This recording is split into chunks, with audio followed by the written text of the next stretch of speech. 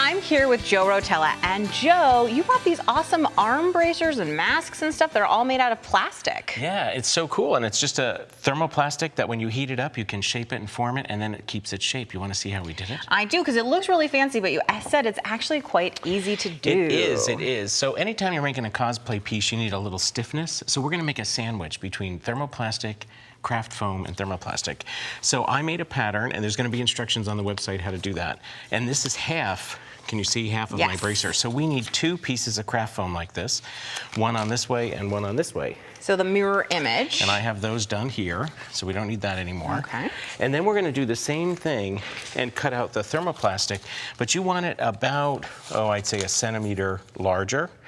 And so I've traced it. Then not than the pattern. And I've traced it and cut most of it out, but look how easy it is to cut. It's like a breeze. Oh yeah, it just cuts really smoothly and easily. Of course, because it's plastic, it doesn't get a jaggedy edge or anything. It's nice and smooth. Yeah, and I don't have to make this perfect. Now we're ready to make a sandwich. So the same thing as the craft foam, you have to have a mirror image. I've got the 2 together. I've got a craft foam piece ready to go. It helps if you know which way it's going to go when you start. Now we're going to heat it up.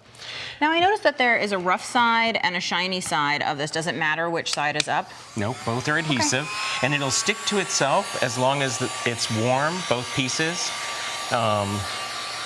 So it will, you don't need any adhesive of any kind, but once it's hard, it's not going to stick to anything. Yep. And can you stick other things to it or just to itself? You can, and you can always attach with other adhesive. Now I'm just getting this warm, and I'll know it's about right when it's tacky, and I'm not scared to touch it. I was going to say, you're using a very serious heat gun. You have your table protected with a Teflon sheet. There's a block of wood under here. We're really making sure that everything is heat safe.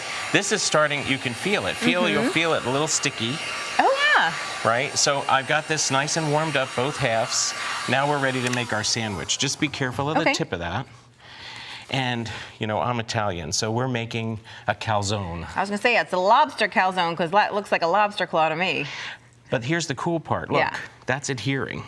Oh, you know, actually, this is like making wontons or ravioli or any of those things where you sandwich something in the middle of 2 pieces of dough. And you can use the edge of your scissors to get a really crisp line here like this. That's it. That's the whole process. So this really rigid plastic essentially softens enough for you to do it. Now, can you overheat it? Is there like a magic? You can. You'll know it when it happens because it'll wrinkle and crinkle. Okay. Now, and if there are places that you didn't get, can you reheat them? Heat it again and just press. Okay. So once this has got a nice clean edge, you want to trim it. You don't want to be so close that you break the seal. Okay. But look how nice it trims, especially now because it's warm. I see. But that's a seal. Oh, it is. It's completely and totally sealed in there. So once you've done that and you have your 2 halves, we're ready to join them together. And so we don't have to go through the whole process. I'm just going to heat up these edges, and it's the same process because it's self-adhesive. You know, these 2 things would stick together. Now, this isn't going to be warm enough to stick, but all you're going to do is line them up like this and go right down the line. And then they would adhere, and you'd be able to form it into this. Well, even because it's not that hot, I can put it right on my arm and you bend it into place. Oh. I think the fun part, though, is embellishing. So when you first put it together, it could have a little seam here, could have a line. I just take scraps. Never throw away your scraps. Why? Because you just heat them up and fill your seams.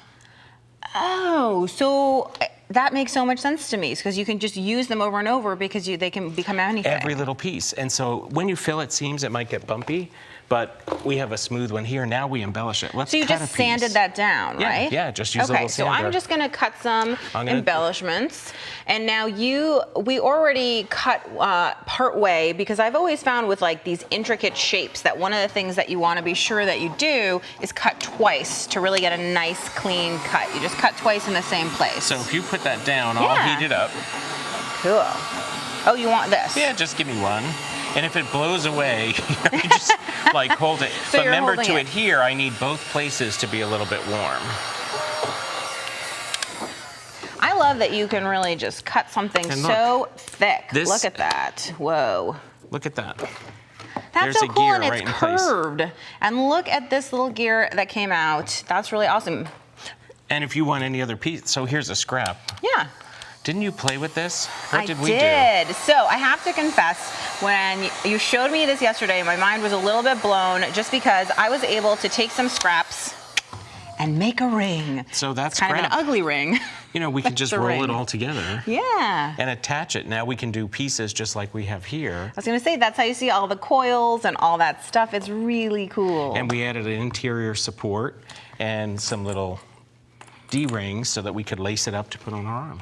Well, you know what? When I first saw this, I thought these were leather, but I see now that they're actually the same plastic. It's just because they're so bent and supple. And actually, you have a great tip about the pattern that you were going to say that people can find online. So the pattern, to start, I wrap your arm in clear plastic wrap, then duct tape, cut up down here, lay it out flat, cut it in half. Here's the first pattern. And then here's one where I've got that centimeter border, and I don't have a big enough printer. So I printed 2 halves. I always like to put a star or something, and then I can line up the pieces better.